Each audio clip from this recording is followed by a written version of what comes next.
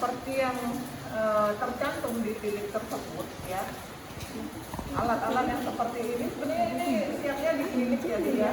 Ya, saya katakan dalam pakai klinik. Jadi alat-alat seperti termometer, stigmanometer, kemudian pen light dan sebagainya ini mungkin secara klinik atau di triase di UGD memungkinkan untuk disediakan. Tetapi dalam kondisi gawat darurat kita tidak bisa paksakan ya ketika di masyarakat. Jadi begitu ketemu pasien belas jatuh gitu ya, apa yang kalian lakukan? Jadi penilaian primer yaitu airway, breathing dan circulation. Kemudian yang lain-lain kalau misalnya masih ada waktu, silakan nilai disability dan exposure. Ya, yang pertama kita mulai dari airway dulu. Penilaian airway itu adalah penilaian jalan nafas. Penilaian jalan nafas ya, jalan nafas ya, berbeda halnya dengan pernafasan. Kita membedakan ya. Oke. Jadi jalan nafas, jadi kita harus lihat ya, apakah jalan nafasnya itu sudah bebas hambatan atau tidak.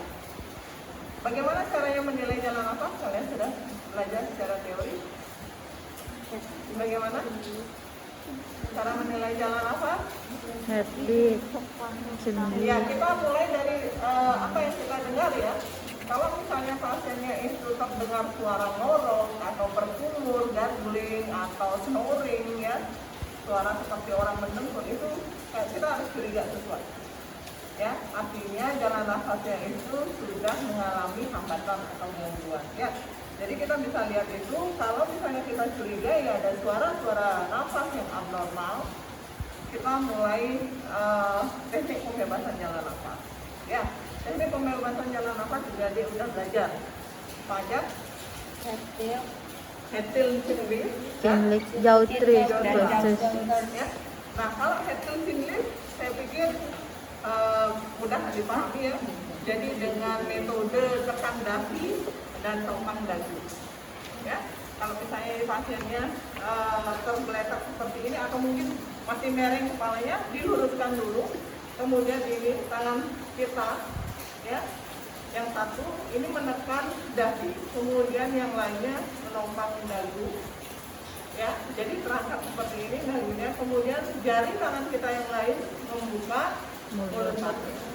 Jadi di sini kita sekaligus bisa sambil mengamati apakah ada sumbatan atau hambatan, adakah gigi palsu yang lepas, kita lihat, atau ada darah atau ada apa gitu ya, sesuatu yang menimpa. Oke, seandainya ada sumbatan atau mungkin ada kotoran yang harus kita bersihkan, kita pakai atau gunakan alat yang ada. Bisa tisu, bisa kain bersih gitu ya, yang ada di lapangan. Oke. Saya misalkan ini ya, kita gunakan tisu yang sudah terikat ada. Oh, ini aja ya. Oke. Jadi teknik membebaskan atau membersihkan hambatan pada rongga mulut korban itu bisa dengan teknik finger sweep ya, atau cross finger.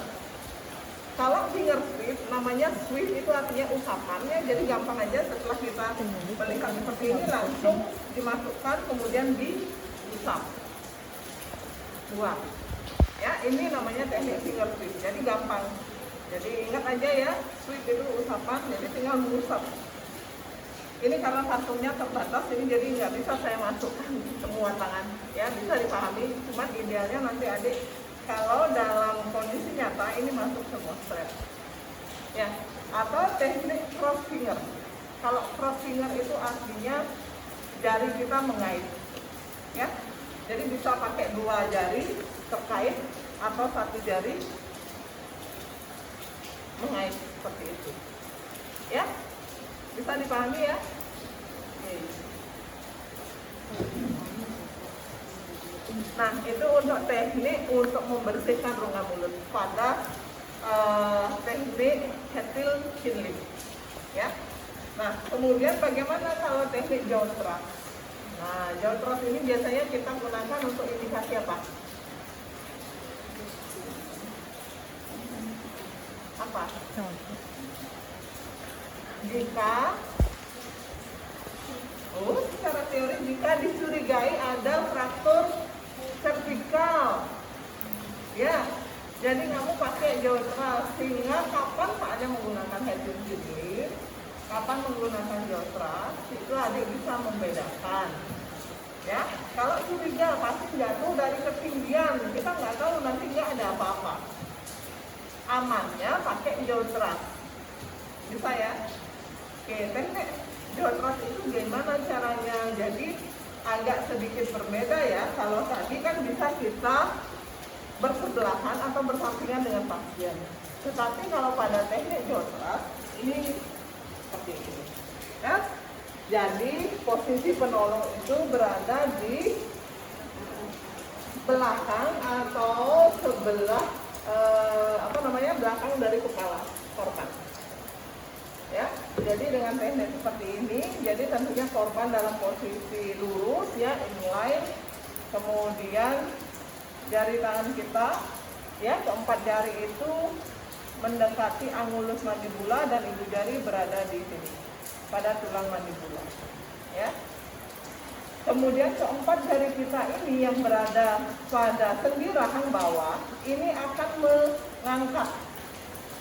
mengangkat dagu korban ke depan dan ke atas. Jadi ini karena kaku ya, jadi ke depan dan ke atas. Jadi otomatis dengan begini dia akan terangkat tanpa memanipulasi leher. Jadi kalau adik-adik cobakan mungkin ya dengan teman atau saudara, nanti mungkin lebih lembab dia ya. Jadi keempat jari ini ada di bawah tulang mandibula bagian bawah. Jadi rahang bawah. Kemudian ibu jari kita ada di antara tulang pipi dan rahang atas. Jadi seperti ini. Ini menarik ke depan dan ke atas. Kemudian kedua ibu jari ini buka mulut. Gitu.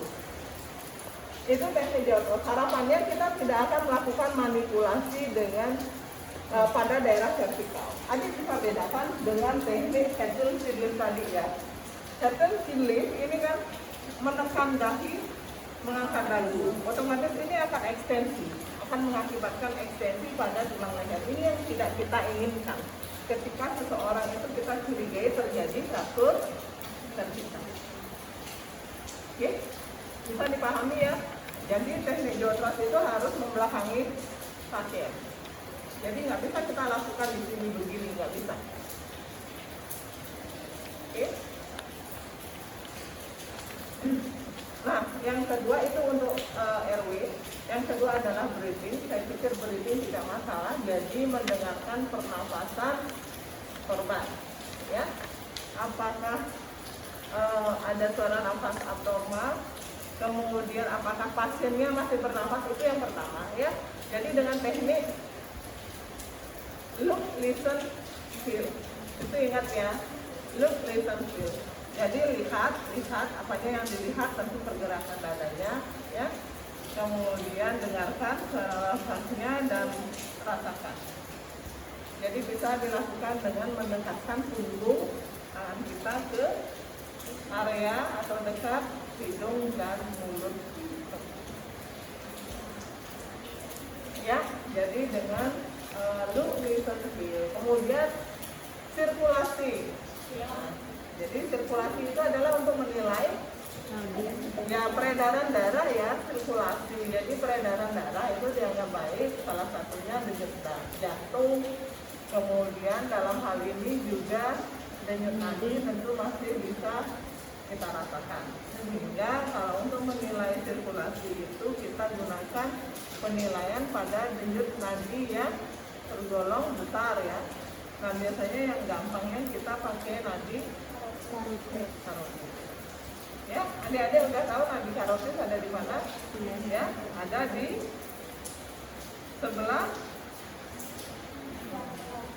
sebelah ya, trakea di sebelah mana ya? Kiri aja. Kanan ada. Kanan. Kiri dan kanan ya, 1 sampai 2 cm sebelah kiri dan kanan dari trakea. Trakea saya pikir adik-adik bisa raba nih, tenggorokannya ada tulang rawan di sini yang berbentuk cincin, nah itulah trakea. Jadi tinggal ya kurang lebih 1-2 cm sebelah kiri dan kanan.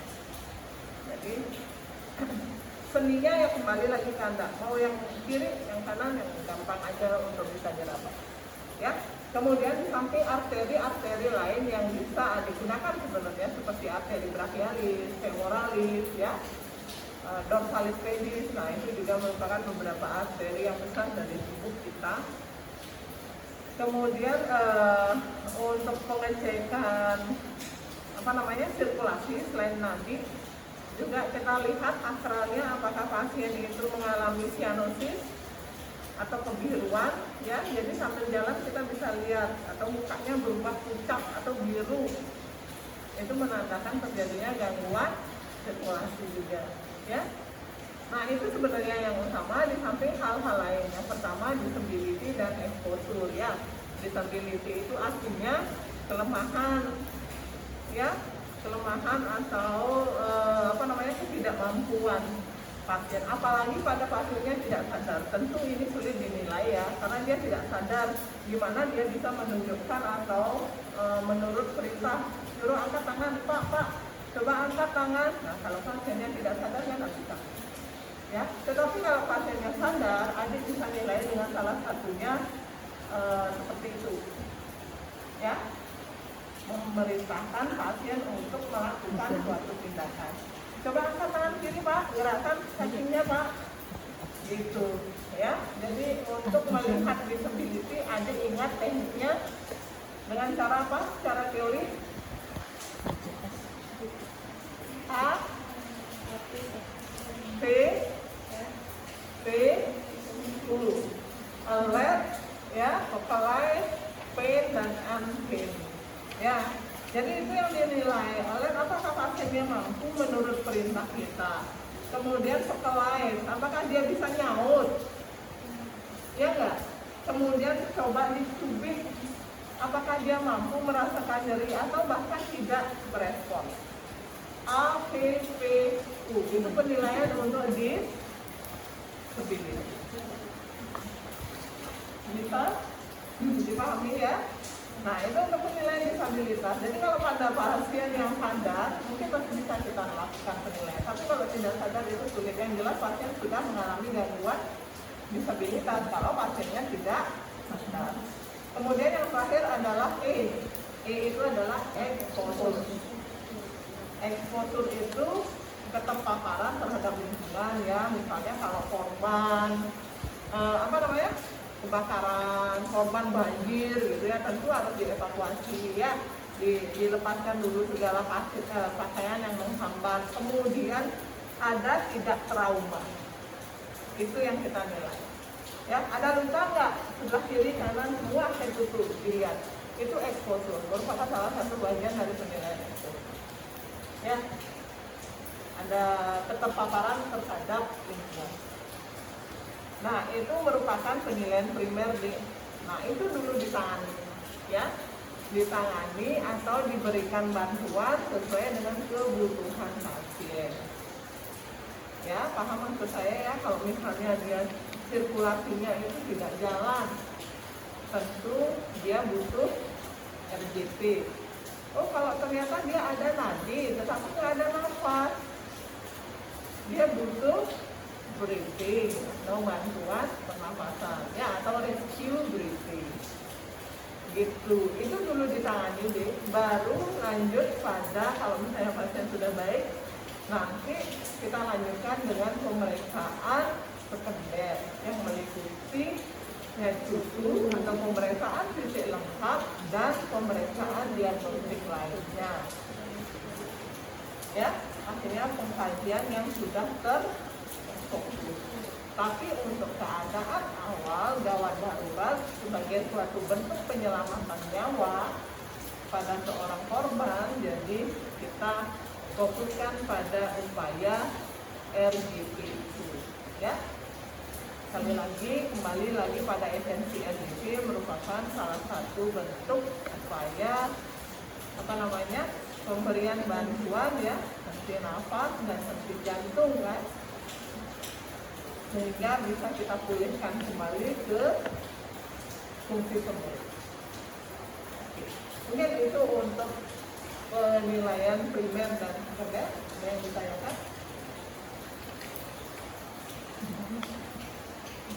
Bisa dimahami?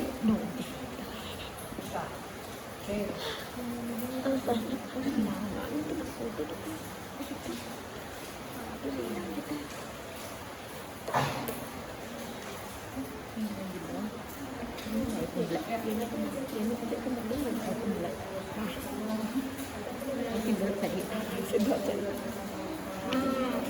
ya.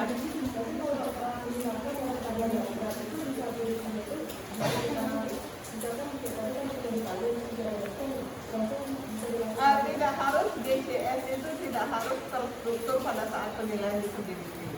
Itu bisa kita susulkan. Kita nilai secara umum saja, ya. Termasuk penilaian feel, ya. Makanya kenapa sih kok ada penline gitu? Sebenarnya itu tidak harus. Biasanya kalau di klinis itu kita lakukan, ya. Penilaian feel, kemudian tensi. Nah ini kita bicara dalam konteks di lapangan. Termasuk pula GCS. Ya, GCS biasanya kita lakukan secara umum aja. Jadi penilaian disability itu kita lakukan secara umum saja. Jadi tidak mendetail. Kalau GCS itu kan mendetail ya. Jadi EPM-nya berapa, I-nya berapa, verbalnya berapa, motoriknya berapa gitu. Jadi secara umum mungkin ada bisa lihat dulu, oh ada respon nggak? Ya nggak? Ada respon nggak? Ketika ditekuk, Pak, Bu, dia mau nggak buka mata? Gitu. Jadi secara umum. Kemudian kalau mau lebih detail yang kita tahu seberapa nilai DCS-nya, nanti kita bisa lanjutkan ketika kondisi pasien sudah lebih stabil. Gitu. Ya, bisa dipahami ya. Ya, sebenarnya sederhana sih untuk penanganan di lapangan, dia tidak semendetail di rumah sakit ya. Oke, kalau ada lagi, kalau tidak ada saya lanjut dengan RGP. Ada? Oke, bisa menjalan ya. Nah, kemudian kalau untuk RGP, adik-adik saya pikir ini merupakan suatu perasaan yang apa namanya ya, sebenarnya prosedur yang harus dilakukan ketika seseorang itu mulai dalam kondisi apa namanya henti nafas dan henti jantung. Termasuk juga kalau di klinik itu biasanya pada pasien-pasien yang terminal, ya terminal, misalnya penderita penyakit tertentu yang menjelang ajal, biasanya kondisinya drop gitu ya, selalu diikuti oleh kondisi henti nafas, henti jantung. Biasanya kita lakukan LGP.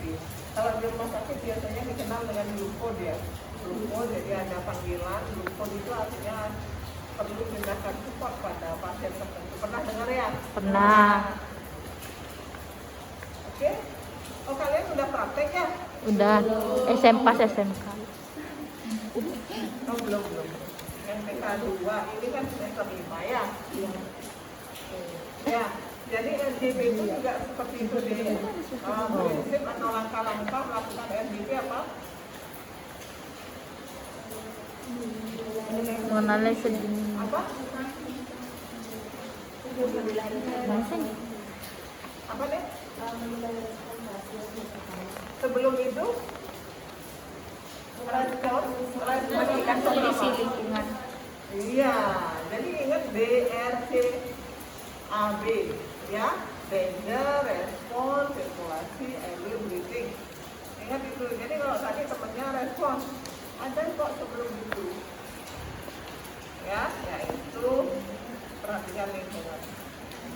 Ya, perhatikan lingkungan. Kalau pasiennya itu berada pada suatu lingkungan yang membahayakan dirinya, apalagi membahayakan penolong, nah, jadi itu harus dievakuasi dulu. Nggak mungkin Anda RGP di tengah kobaran api atau di tengah lalu lintas, nggak mungkin ya. Dipindahkanlah dulu, ya, cari tempat atau lokasi yang aman bagi keduanya, bagi korban dan bagi adik sendiri. Tempatkan di lingkungan yang yang datar, ya, yang memungkinkan untuk dilakukan RGP, ya tentunya tidak bergerigi, tidak di atas bebatuan gitu ya. Memang baiknya RGP itu adalah di tempat yang keras, ya, dan datar, ya. Nah, kemudian kedua adalah respon, ya. Gimana caranya mengecek respon? Yaitu bisa dilakukan dengan memanggil ya, takut dia ya, pak, bu, gitu ya. Jadi ditekuk dia, dipanggil gitu. Apakah pasiennya respon? Kalau misalnya dia tidak respon, lakukan dengan pengecekan atau pemeriksaan CAB. Ya, kalau misalnya pak, tunggu gitu dia respon, oh iya saya di mana gitu. Nah, berarti nggak usah sampai dia di GP kan, maksudnya juga. Oke tidur dulu ya saya. Ya, biasanya pada pasien yang tidak sadar. Nah, kalau tidak sadar seperti tadi, mulai dan pengkajian fisik yang lain. Cuma untuk langkah-langkah darurat ini, kalau dulu memang ABC, ya, panduan AHA 2010 itu ABC, tetapi sekarang adalah CAB. Karena apa? Karena penilaian A dan B itu lumayan menyita waktu. Sehingga kita utamakan dulu untuk menilai sirkulasi, karena sirkulasi di sini jauh lebih penting. Ya, untuk penyelamatan atau pengembalian fungsi organ individu itu sendiri. Ya, jadi ketika dia itu tidak berespon, kita mulai cek nadi, cek nafas di bagian sininya ya, cek nadi. Jadi lihat, ya, meraba nadi apa enggak. Jadi dengan 2 jari, jangan lama-lama. Menurut teori katanya nggak boleh lebih dari 10 detik, ya. Yang penting Anda tahu ya, nanti kalau kalian praktek di rumah sakit umum, biasanya ada pembekalan RD. Minimal ada tahu secara teori, ya. Jadi 10 detik, ada apa tidak? Kalau tidak ada, jadi siap-siap adik melakukan RD. Gitu. Ya, kemudian kalau nadi teraba, adik bisa lakukan dengan pemeriksaan A dan B. Ya, C, A, B. Jadi cek airway, kemudian cek breathing-nya. Itu harus sekilas sih. Gitu. Jadi kalian kita lihat fungsi nafas, dengar, kemudian kalau misalnya udah ketemu tanda suara nafas yang sudah abnormal, ya itu sudah dilihat. Ya, dilihatnya ya dilihat jalan nafasnya seperti apa. Nah, RGP ini bisa kita lakukan sendiri ataupun berdua ya. Namun sebelum memutuskan untuk melakukan tindakan RGP, ada satu hal yang perlu adik ingat adalah apa? Sebelum adik lanjut memutuskan untuk memberikan bantuan pijat jantung, apa yang adik lakukan? Keluarkan benda asing. Ini tidak kalah pentingnya, aktifkan SPBDT ya. Jadi jangan lupa sebelum terlanjur nanti Anda genjot orang gitu kan. Ini lumayan loh, lumayan tenaganya ya. Jadi silakan bantu dulu gitu, aktifkan dulu, telepon ambulans. Kalau punya teman suruh dia hubungin teman ambulans gitu ya. Seperti itu. Jadi aktifkan SPGT sudah, kita mulai ancang-ancang ya, memberikan bantuan. Jadi sikap kita ini, kalau saya nih ya dengan satu penolong, adik-adik bisa berdiri di tengah antara kepala dengan badan, sehingga memudahkan untuk adik jangkau di kedua sisi ini. Karena apa? Karena sendiri yang melakukan.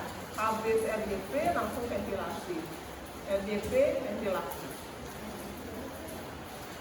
ya. Oke. Jadi begitu tidak ada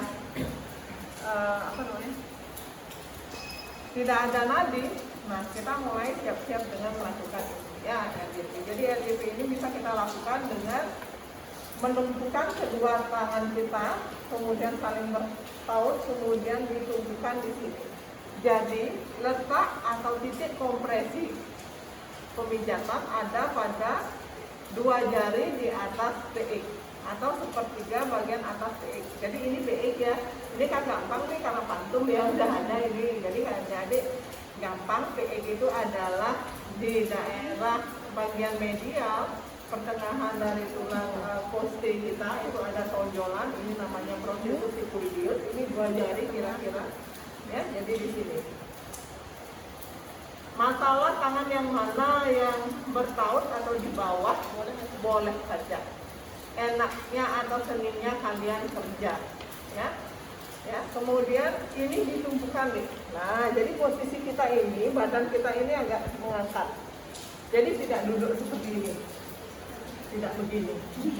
Nah, ya, beda ya. Kalau tenaganya nggak ada. Kalau begini, tentu tahanannya lebih kuat.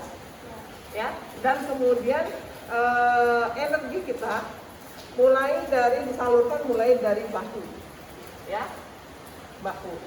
Jadi seperti ini. Nah, ya. Nah, itu pada 10. Sementara pemijatan itu kita lakukan berapa kali? 30 kali, ya. Oke. 30 kali. Kemudian disambung dengan 2 kali ventilasi. Jadi begitu kita melakukan pijat jantung seperti ini, ya. Kalian tinggal hitung sendiri, ya. Jadi 1, 2, 3, 4, 5, 6, 7, 8, 9, 1, 2, 3, 4, 5, 6, 7, 8, 9, 2, 2, 3, 4, 5, 6, 7, 8, 9, 3. Baru 30, langsung lakukan ventilasi. Tensilis, ya, jangan lupa ya, tensilis, kemudian buka mulut pasien. Kalau mood, jangan lupa hidungnya ditutup. Ya, baru kita hembuskan atau berikan tiupan sebanyak 2 kali, ya, dimana mulut penolong harus menutupi seluruh mulut pasien, ya.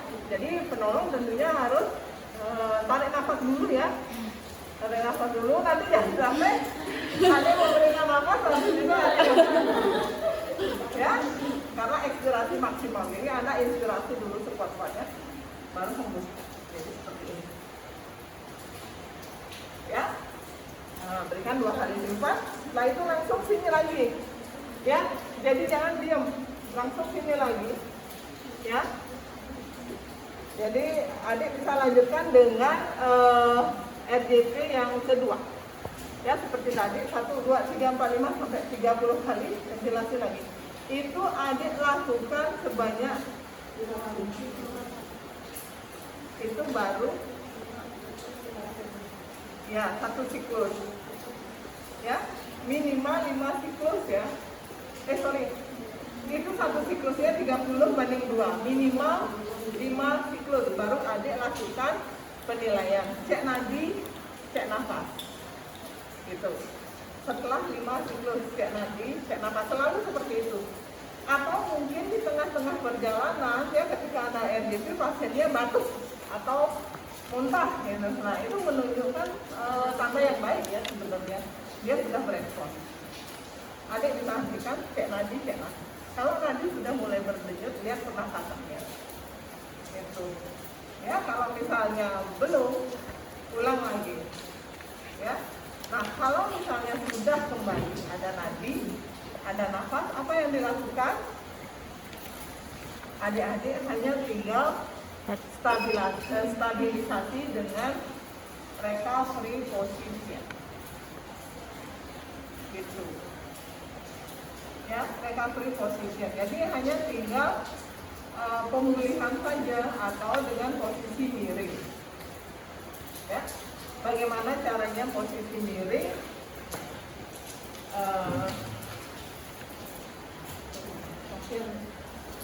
Mungkin ada yang bisa bantu saya, adik yang kurus aja. Oke. Nah, posisi miring, karena nggak ada kaki soalnya, ya. Nah, tidur deh. Nah, posisi miring atau posisi miring nasab seringkali kita gunakan, ya, ketika pasien sudah menunjukkan tanda perbaikan, baik dari nadi maupun nafas. Ya, misalnya pasiennya ini sudah sadar, dia sudah membaik, ya. Kalau misalnya dia mengalami lecet di sebelah sini, di sebelah kanan, jadi upayakan ya miringnya ke sana, ya, karena kalau kita miringkan ke kanan dia akan tertindih, Jadi lihat ini juga ya, tergantung pada sisi mana. Makanya ini miring kiri atau miring kanan, ya, tergantung dari kondisi pasien ya. Kalau mengalami trauma di sisi sebelah kiri, kita kan nggak mungkin suruh miring kiri. Begitu pula sebaliknya, kalau ada trauma atau lecet di sebelah kanan, nggak mungkin kita suruh miring kanan ya. Jadi kalau misalnya ini lecetnya di sebelah kiri ya, tentu kita suruh miring ke kanan ya. Jadi pertama-tama adalah lengan yang bersebelahan atau di sisi penolong kita angkat, kemudian yang bersebelahan dengan penolong kita lipat. Nah, taruh ini di dekat dengan dagu ya, kemudian kaki ditekuk ya, kemudian posisi tangan penolong ini begini ya, jadi mengunci dia. Nah, kemudian dibalik begini ya, jadi jangan didorong ke sana ya, nanti ini gini enak deh. Nah, enak posisi lu enak. Nah, seperti itu, biarkan seperti itu. Kenapa sih kok harus miring gitu? Kenapa harus miring? Apa kira-kira? Ya, boleh balik deh. Kenapa harus miring? Pertama, untuk menjaga kepatanan jalan nafas ya. Jadi ketika otot nafas itu masih lemah, ketika kita kasih posisi tenaga, takutnya lidah nanti bisa jatuh ya, menyumbat jalan nafas. Tetapi kalau miring itu minimal tidak akan bisa menyumbat jalan nafas. Yang kedua adalah mengantisipasi jika terjadi aspirasi. Kalau pasiennya muntah gitu, jadi tidak akan balik ke saluran nafas, minimal dia akan